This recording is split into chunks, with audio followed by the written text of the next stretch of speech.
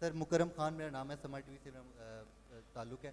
Sir क्या कहना चाहेंगे, पीएसएल सीज़न 8 जो है शाही तकरीब का आगाज़ है, वो क्या समझ कैसा रहेगा और क्या आप ओपनिंग करेंगे, ओवरऑल आप क्या समझते कैसा रहेगा?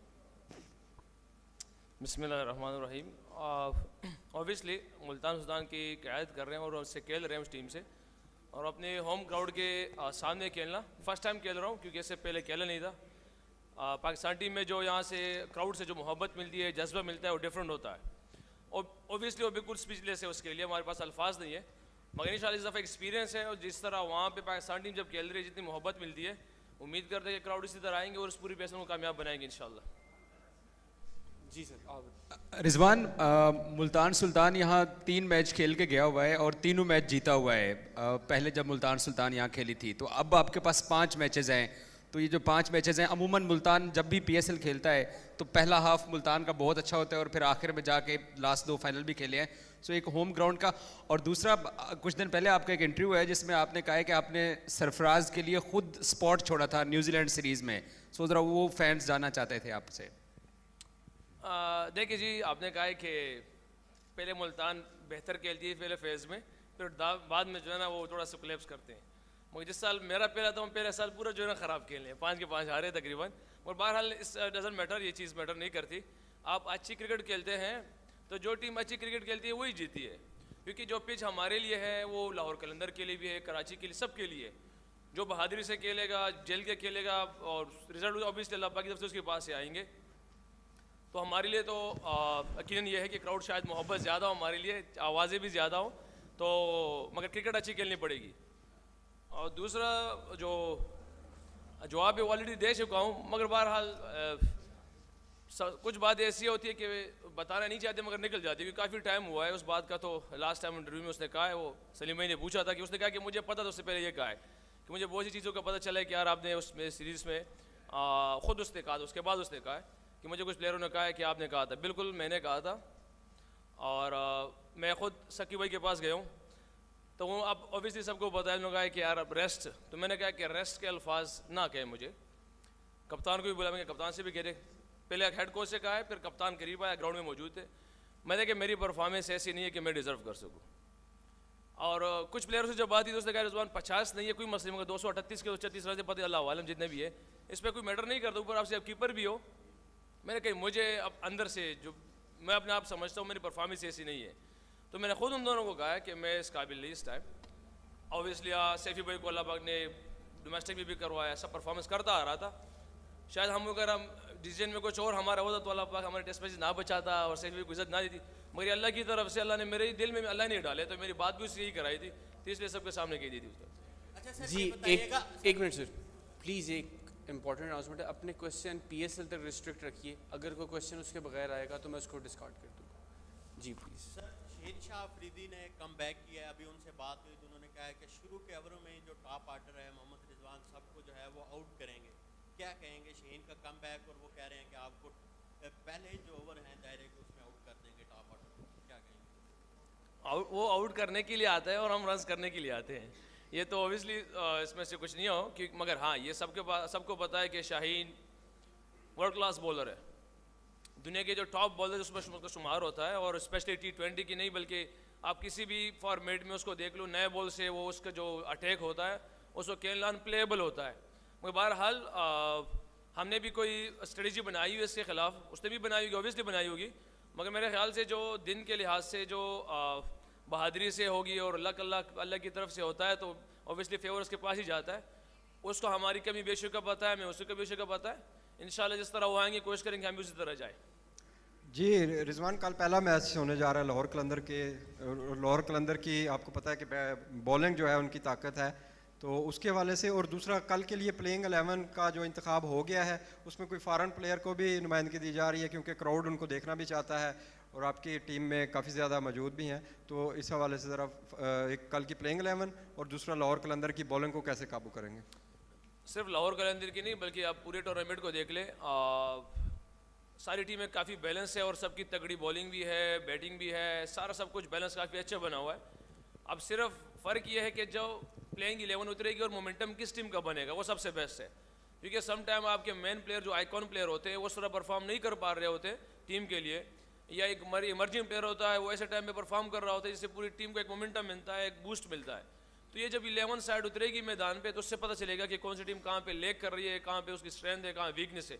अभी ज़ाहिरी ऑन द पेपर आप कह सकते हैं, किसी भी टीम को आप कह सकते हैं कि इनकी बॉलिंग वीक है, इनकी बैटिंग स्ट्रॉन्ग है, इनकी स्पिन अटैक नहीं है, इनकी फील्डिंग ये है, इसके पास थोड़ा एक्सपीरियंस ज़्यादा है, ये अभी ऑन द पेपर कहा जा सकता है। मगर जहाँ मैदान, क्योंकि सबको पता है कि मैदान की क्रिकेट बहुत डिफरेंट होती है, प्रेशर एक अलग चीज़ होता है। जैसे भी हो, बाहर से अगर मैं भी टीम से बाहर हूँ, बाहर के बैठ के कहूँ कि यार ऐसे क्यों नहीं कर रहा, वैसे क्यों नहीं कर रहा, ये आसान है। अंदर खेलना, अंदर समझना, अंदर चीज़ों को एसेस करना काफ़ी मुश्किल है। और प्लेइंग 11 के इंशाल्लाह वो अभी डिस्कशन होनी है, क्योंकि सबको पता है अभी ओवरसीज़ प्लेयर नहीं आए और पता नहीं कौन कौन से कहाँ तक आ सकते हैं, क्योंकि बाकी टूर्नामेंट्स के फाइनल चल रहे हैं। फ़्लाइट्स का शेड्यूल थोड़ा सा डिस्टर्ब हुआ है वहाँ की, सबको पता है कि फ़्लाइट तो बारिश की वजह से आगे पीछे हो गई, तो अभी देखते हैं कहाँ तक पहुँच सकते। पता होता तो मैं ज़रूर सामने बताता, मैं जिससे नहीं घबराता। जी रिजवान, मुल्तान के शायकीन एक्सपेक्ट कर रहे हैं और जिसकी तस्दीक कोच आकिब जुवैद और मुश्ताक अहमद ने भी की कि पाक भारत के मैच की तरह हमेशा कलंदर्स और सुल्तान्स का मैच टेम्पो होता है, आप क्या कहेंगे? अच्छा, मुल्तान और लाहौर का तो नहीं पता, कराची और लाहौर का पता था, अभी मुल्तान और लाहौर का हो गया है। मगर बहरहाल क्रिकेट हमारी किसी से भी हो तो हमारी देखिए PSL की जो खूबसूरती है, और ये PSL को अगर अल्लाह ने इतना एक हाइप दिया हुआ है तो उसकी एक वजह ये भी है कि सारे प्लेयर्स बिल्कुल लड़के खेल रहे हैं, अपनी टीम की एफर्ट कर रहे हैं। हाँ, और आपको नज़र भी आ रहा होगा कि हमारी आपस में प्लेयरों की बहुत मोहब्बत है।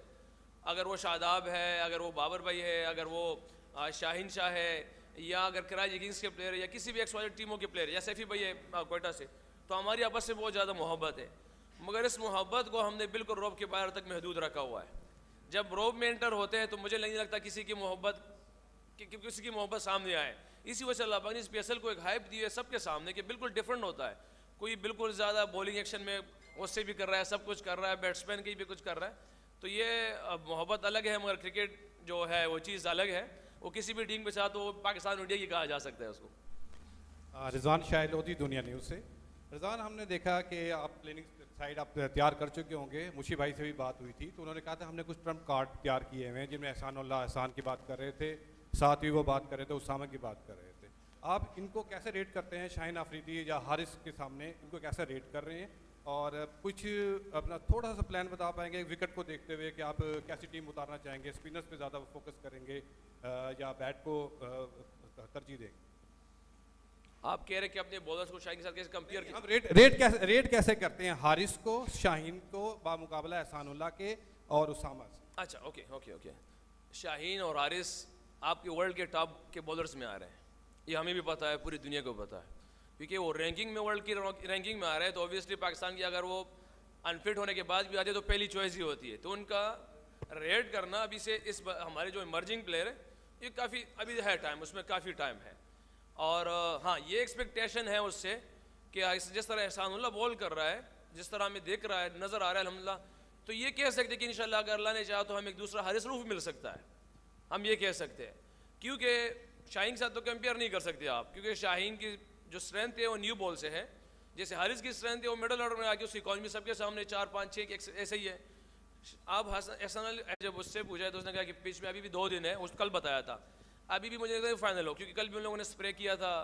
तो ये तो कल ही पता चलेगा कि पिच किस शक्ल में जाती है।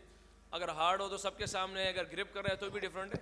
और ड्यू फैक्टर के लिए मैं समझता हूँ कि हमारी PCB ने काफ़ी हमेशा भी लास्ट जितने भी 2 ईयर जो है हमने ड्यू को बहुत कम पाया है, क्योंकि इसमें होना काफ़ी मुश्किल होता है। मगर जिस तरह वो स्प्रे करते हैं, इंतज़ाम करते हैं, मुझे नहीं पता इतना ख़ास इस बारे में, मगर उम्मीद है इंशाल्लाह इससे कि इस दफ़ा भी उसी तरह करेंगे, क्योंकि पहला मैच 8 बजे है, तो ऑब्वियसली ड्यू फैक्टर्स तो होना ही होना है। मगर जिस तरह ये तैयारी कर रहे हैं और जिस तरह कह रहे हैं कि इंशाल्लाह हमने स्प्रे करना है, कवर करना है, तो एक्सपेक्टेशन यही है इंशाल्लाह कि उसी तरह करेंगे जिस तरह कह रहे हैं। रिजवान भाई, आपने नए बॉल की बात की, शाहीन और अगर नसीम की बात करें कि इन दोनों में से कौन सा ऐसा बॉलर है जो आपको ज़्यादा टफ टाइम दे सकता है?